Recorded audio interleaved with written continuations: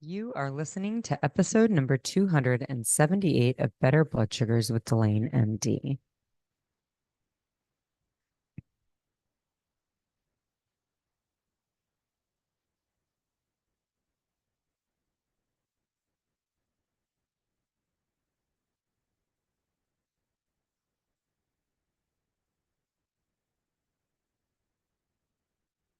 Hey there, welcome to the podcast. I am glad you're here. I am glad you're taking some time for you and for your health, and I feel honored that you're spending it with me. I have started recording this podcast already once, and my mic went south, and so now I'm going to have to listen and record, which is always fun.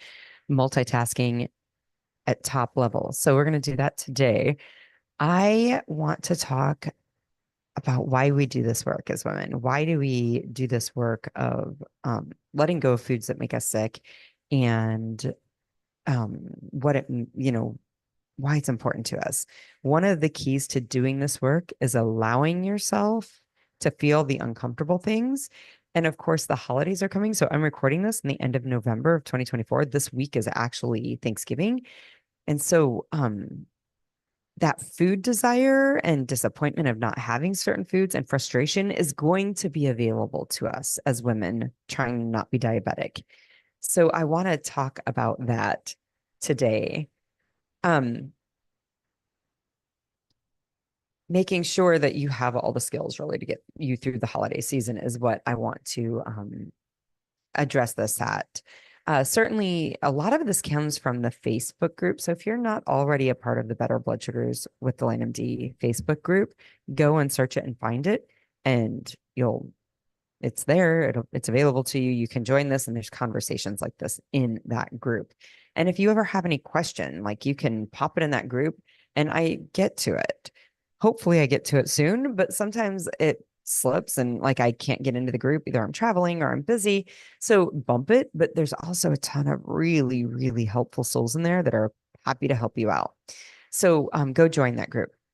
But recognizing like the feeling and the allowing of the feeling of the uncomfortable things is really, really not natural to us in America or in Western societies. We are really, really good at feeling good. We practice feeling good. We seek out feeling good. We believe that we're really supposed to always feel good, or at least we hear that on a societal level. And when we don't feel good, we really think something is wrong. We think that there's something has gone south. We see this in relationships, whether relationships with family members or even relationships with friends. If there's any difficulty in the relationship, we're like, oh, that's not a good relationship. It no longer feels good. And we want to avoid that relationship.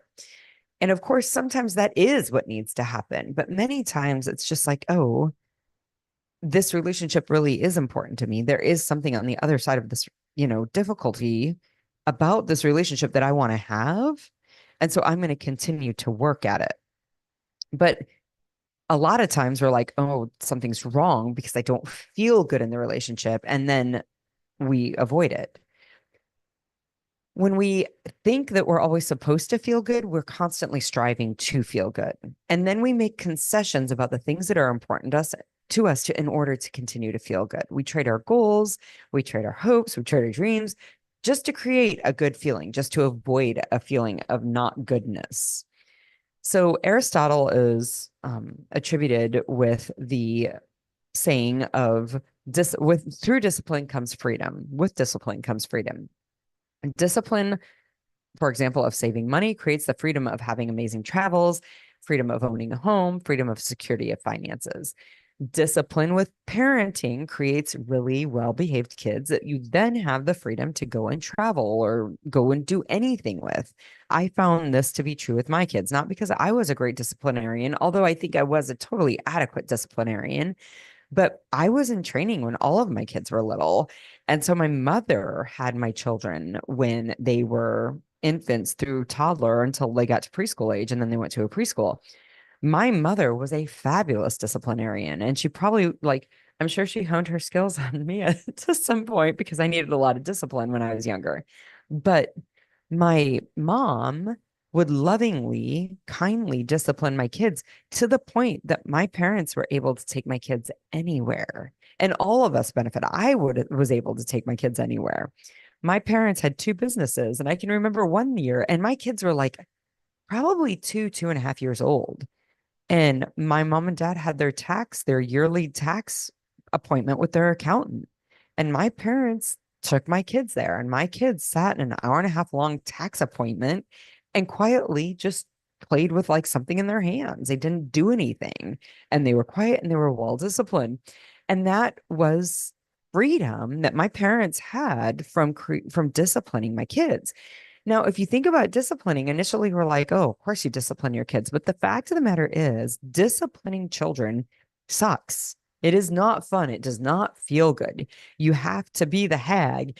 It's the unfun thing. You're the heavy, you're on their back. It's a drag for them, and it's a drag for the adult. Like the adult would rather sit on the couch and watch some TV and not have to get up and go and redirect a behavior. They would rather not have to take the markers or the thing, whatever it is that the kid is playing with, it's not appropriate. They don't want to take it away, hear the kid cry, break into their peace and quiet. They don't want to do any of that. They would much rather lay on the couch, watch TV in peace and quiet. This makes tons of sense.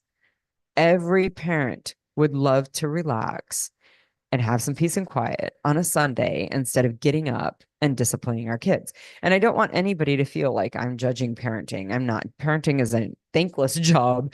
It is not for the weary. It's not for the weak of heart. I don't want anybody to hear that. I think that, and even what a well-behaved kid is in the eye of the beholder. But for me, I definitely know that like that disciplining component, it was work. It was not easy. It makes sense that we would like to sit and relax and have some peace and quiet, but leaning into the discomfort of being the heavy, of getting up and taking care of it, of being the hag, of being on their back, leaning into that discomfort and being willing to do that hard stuff opened up the freedom of taking my kids, at least for me, anywhere. In fact, I was at a restaurant and my twins they were twins. They were very small because they were born early, and they were in their car seats, but they were still like, I think they were like 15 months old. And I was at a restaurant and I was with other people, and this couple came up to me, and of course they said, your kids are really well behaved. And I said, oh, thank you. They're really great. And they said, listen, we don't live in the same state as our kids, as our grandkids. So we don't get to see them. Do you mind if we can go and take your kids over to this table? It was an arm's reach from us, but can we have lunch with your kids so you can enjoy your time with these friends of yours? And, we would enjoy that because we miss our grandkids. That is the kind of freedom that putting an effort into the uncomfortable discipline really bought. And so understanding that discipline really does lead to freedom. And it's not just true with parenting, and it's not just true with finances. It's also true in the realm of food and health. The discipline in our choices leads to the freedom in quality and quantity of years of life. Our life is going to be better and longer if we have some discipline in our health choices.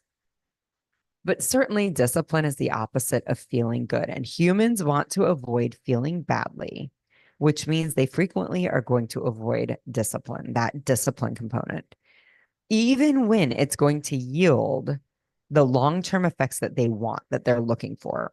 Humans do this a lot.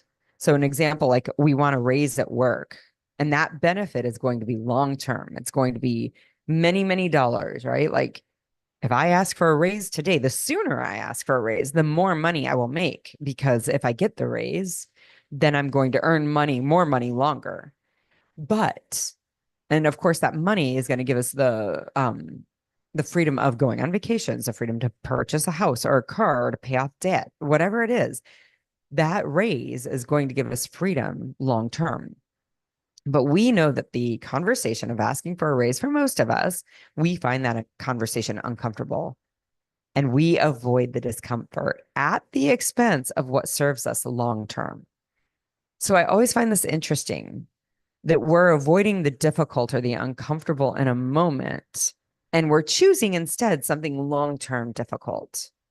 When we avoid disciplining our children when they are young, we are choosing poorly disciplined kids for the rest of their teen years, or they're even, children that have struggles in adulthood because they never learned to discipline.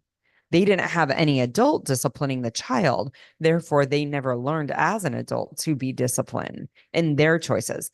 We're actually extending the difficulty, the uncomfortable into a longer phase.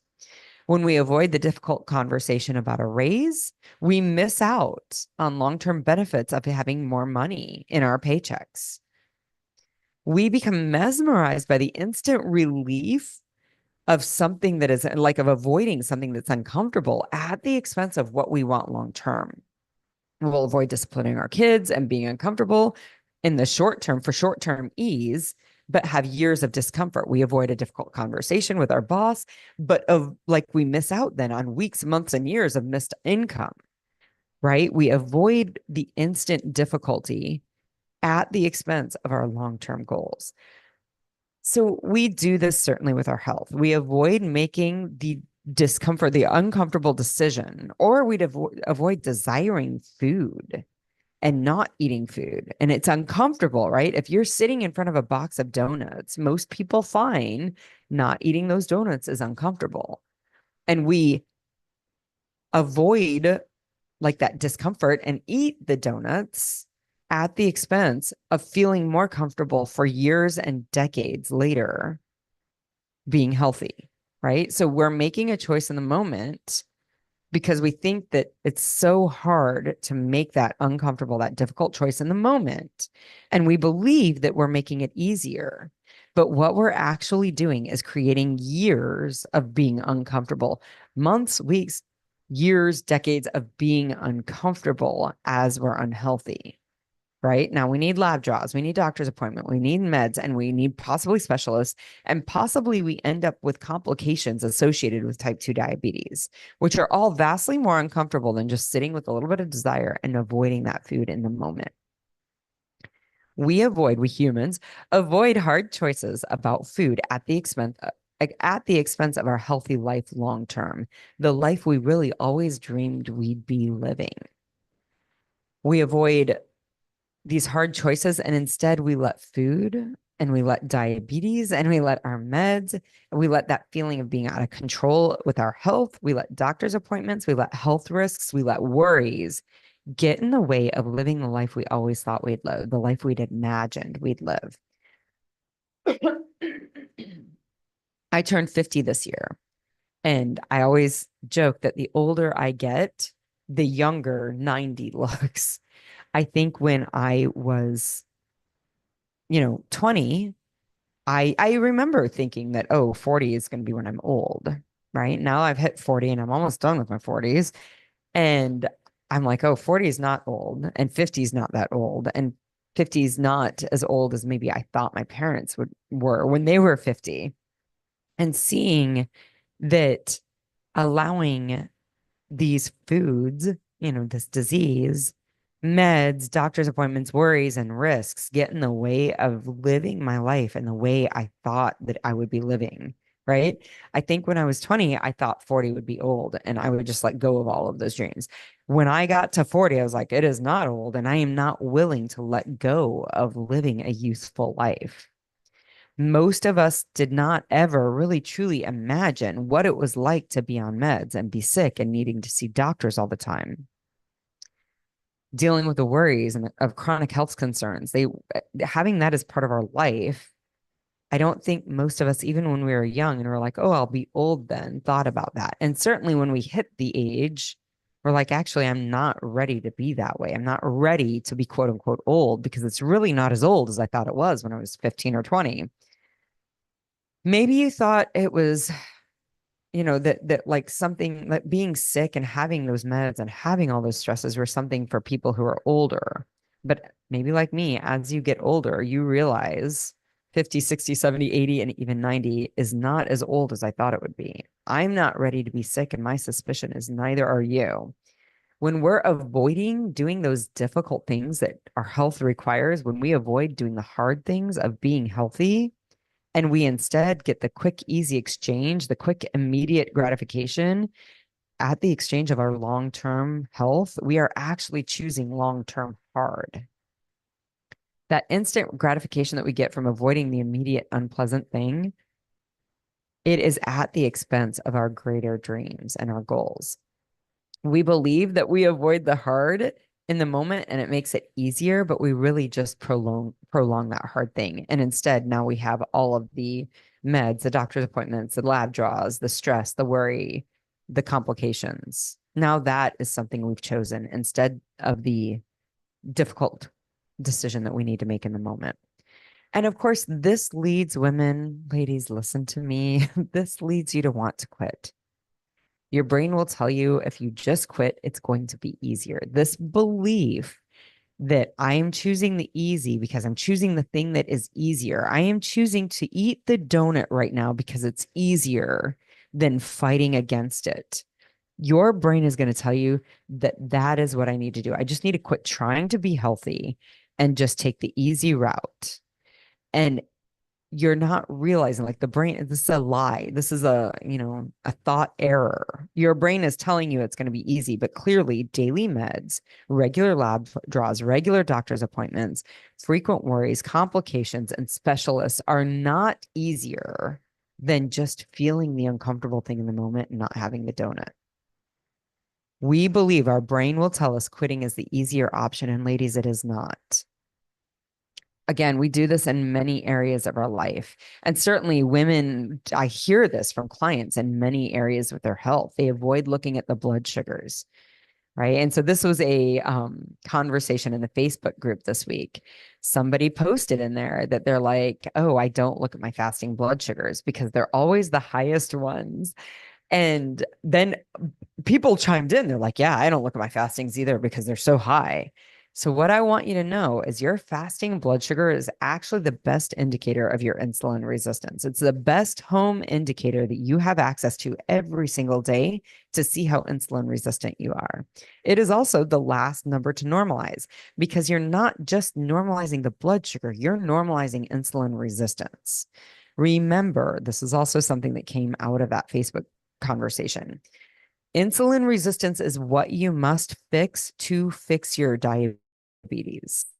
You do not need to fix your blood sugars. You are going to fix your blood sugars, but recognize you can fix your blood sugars and normalize. See, lower blood sugars and never fix your insulin resistance. You are not fixing the cause of the diabetes. You're not fixing the disease of the high blood sugars. You're only fixing a number. You're fixing a symptom of your insulin resistance. That's all you're doing. And you can eat sugar-free foods. You can eat keto foods. You can eat all these diet type foods, these low carb foods that still have sweeteners in them that do impact your insulin.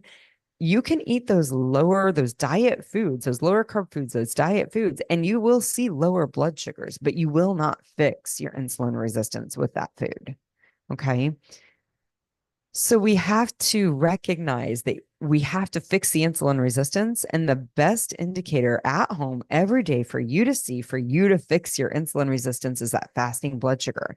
But when you're so resistant to the discomfort of seeing a higher number and it makes you want to quit, that's when this needs to be cleaned up.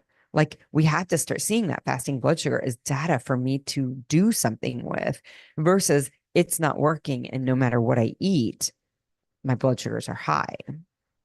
So recognizing that the fasting blood sugar will always be high, and it's not high because of the food that you ate. It's high because of a cortisol response that occurs every single morning for every single human being. It's nothing you've done. What causes your blood sugar to be up or down is not just related to the food that you're eating. There's cortisol, there's stress, there's sleep, there's being sick with a freaking viral infection, a cold, whatever. All of these will lead to your blood sugars going up, and they have nothing to do with what you eat. You're not broken. You've not done anything wrong. This is just biology. You have to allow your body to heal from the insulin resistance, and there's no way to speed that up. You just have to start living in alignment with your biology. You must just let that happen. And the way that you know whether it's happened or not is if that fasting blood sugar is normal or not. And if you're not looking at it because you feel like you've done something wrong, then you're not able to see, are you healing or not? This again is the discomfort that people will avoid. And again, it does lead many people to quit even trying this work. Again, I'm going to quit the difficult thing in the morning every day at the expense of having something difficult for the rest of my life. Versus if I can do the difficult thing of looking at my fasting blood sugar every morning, I don't have doctor's appointments and meds and lab draws and copays and specialists and procedures and complications. I don't have any of that because I was able to do this one difficult thing, lean into feeling that one difficult thing every day. But our brain will tell us, I need to avoid this one difficult thing at all expenses, right? And what that expense that you're going to give is this long-term disease that's associated with it. So that was again, like, get into that Facebook group. There's so much information in there, and there, any questions that you have are available in there. In fact, I did a Facebook Live on the fasting blood sugar, and that's all in that Facebook group. So it takes discipline to overcome the discomfort. That's where this idea of discipline is really, really helpful. It takes discipline to overcome this discomfort that we have. If you give yourself, you make an expectation. I expect myself to check my blood sugar every morning. And we do this with kids, right? Like that's how we parented with our kids, right? I expect you to come into this tax appointment and sit and be quiet. Entertain yourself quietly. I expect you to do that. We have to make this expectation so that we can start to build that discipline that we're expecting of ourselves. Meeting the expectation is what gives you the freedom of your health.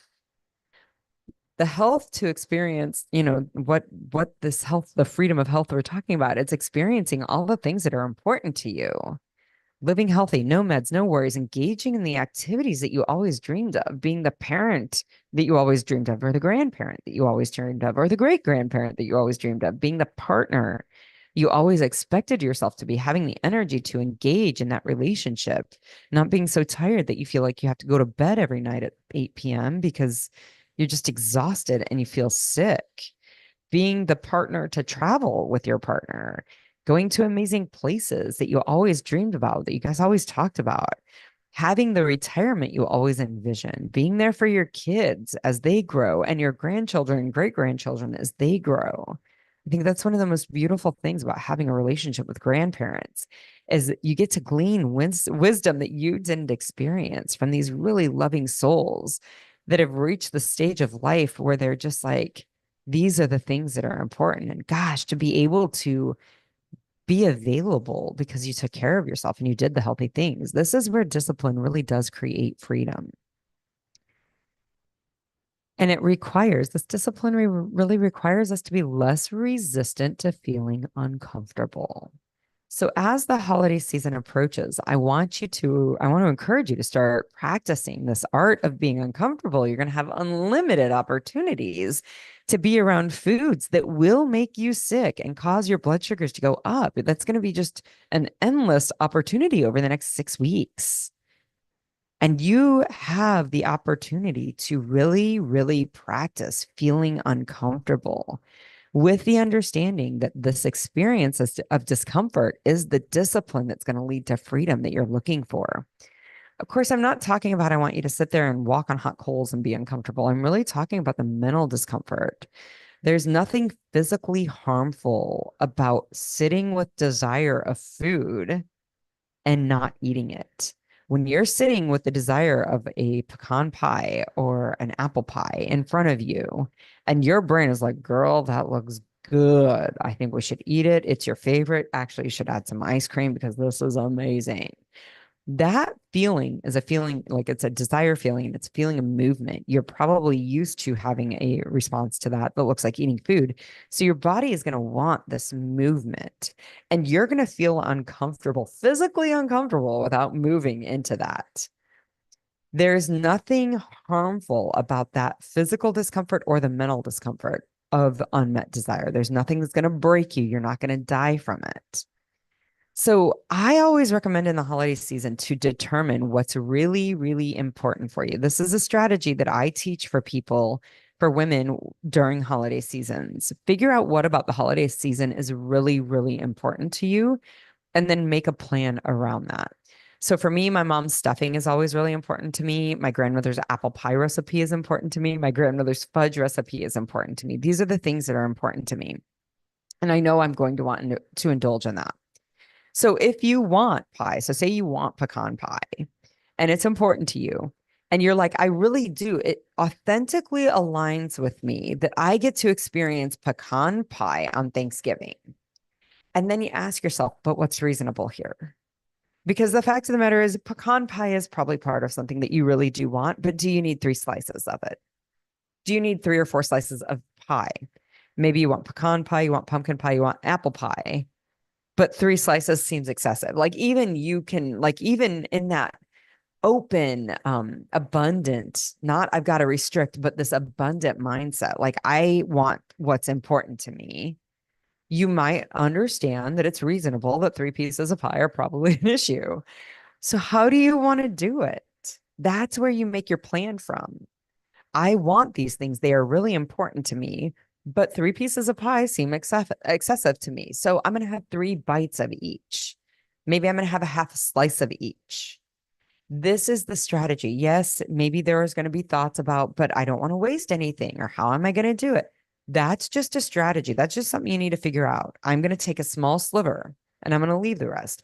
Or I'm going to have 3 bites, 2 bites from my partners or my kids or whatever. However that works, that's just something you need to figure out. But I think starting with that question of what's reasonable here and then making your plan from that. That is a skill that can be practiced, but you have to be willing to be uncomfortable wanting 3 slices of pie because, girl, I will tell you, when you get to Thanksgiving dinner and all those pies are laid out, your brain's going to be like, nope, 3 slices of pie seems totally reasonable.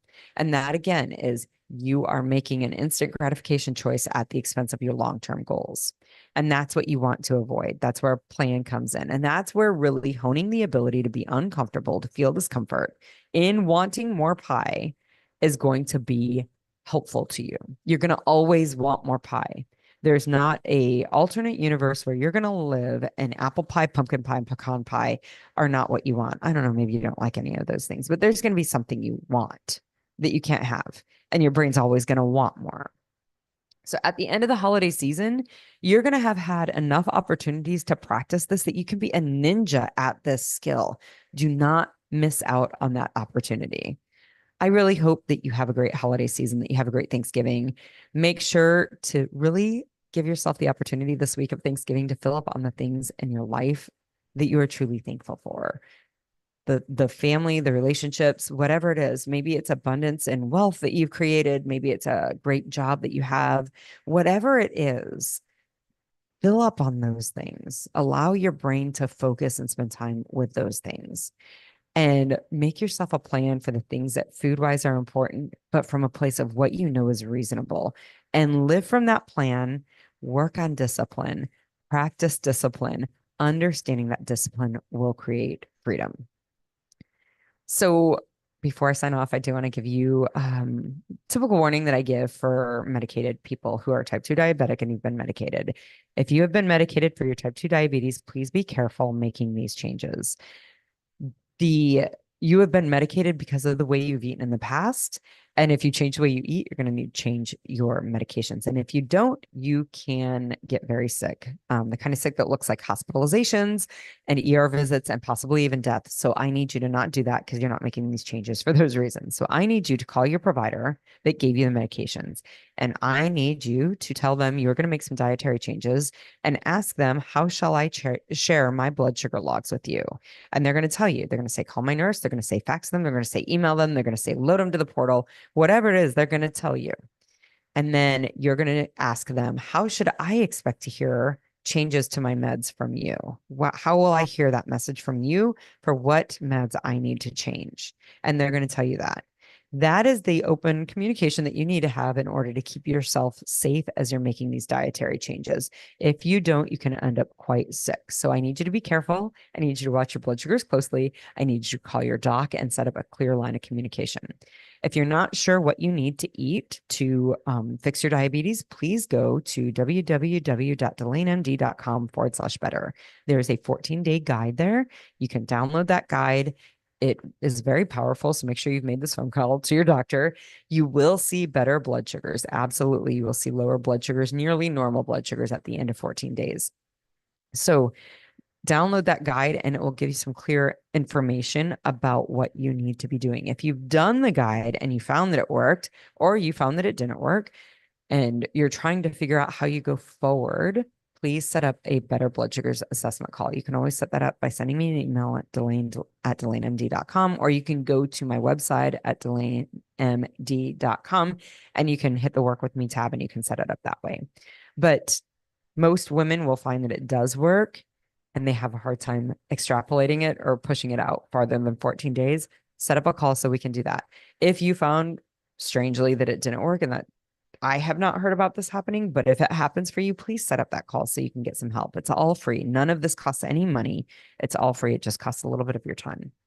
Lastly, if you're finding this podcast helpful, please rate and review the podcast. The more people that rate and review this podcast, the more the podcast apps put it in front of people to listen to.